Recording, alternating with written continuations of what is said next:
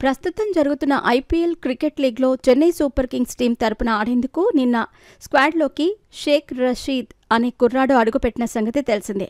మన ఆంధ్రప్రదేశ్లోని గుంటూరు జిల్లాకు చెందిన షేక్ రషీద్కి ఈ అరుదైన అవకాశం రావడంతో సోషల్ మీడియాలో నిన్న మొత్తం అతని గురించే చర్చ నడిచింది. మొదటి మ్యాచ్లోనే అద్భుతంగా ఆడి అందరి దృష్టిని షేక్ రషీద్ ప్రత్యేకంగా ఆకర్షించాడు. ఈ సీజన్ చెన్నై సూపర్ కింగ్స్కి సరిగ్గా కలిసి రాలేదు అనే విషయం మనందరికీ తెలిసిందే.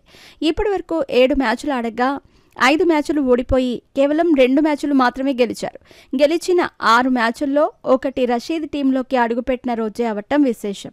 అయితే రషీద్ ఇంత దూరం రావడానికి ప్రధాన కారణం ఆంధ్రప్రదేశ్ ఉప ముఖ్యమంత్రి పవన్ కళ్యాణ్ అని నిన్న అభిమానులు చెప్పుకొచ్చారు. గతంలో రషీద్కి అండర్-19 మ్యాచ్లు ఆడేందుకు అతని ఆర్థిక స్తోమత సరిపోక ఇబ్బంది పడుతూ ఉంటే పవన్ కళ్యాణ్ని అతని తండ్రి ఆశ్రయించారు.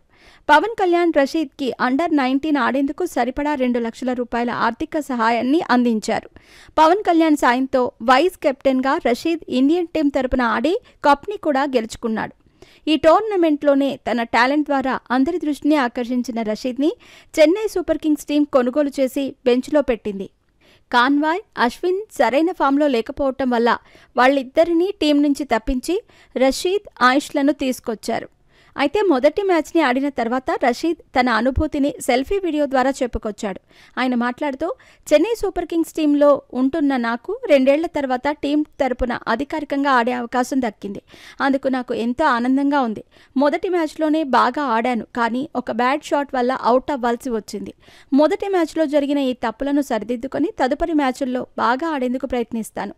ఈ సీజన్లో చెన్నై సూపర్ కింగ్స్ టీం వరుసగా ఓడిపోతూ వస్తున్నప్పటికీ కూడా అభిమానులు వదలకుండా సపోర్ట్ చేస్తూ వస్తున్నారు. మీ అందరికీ మనస్ఫూర్తిగా కృతజ్ఞతలు తెలియజేస్తున్నాను అంటూ చెప్పుకొచ్చాడు రషీద్. చూడాలి మరి ఈ తెలుగు కుర్రాడు రాబోయే రోజుల్లో ఏ రేంజ్లో తన ఆటని ప్రదర్శించబోతున్నాడు అనేది.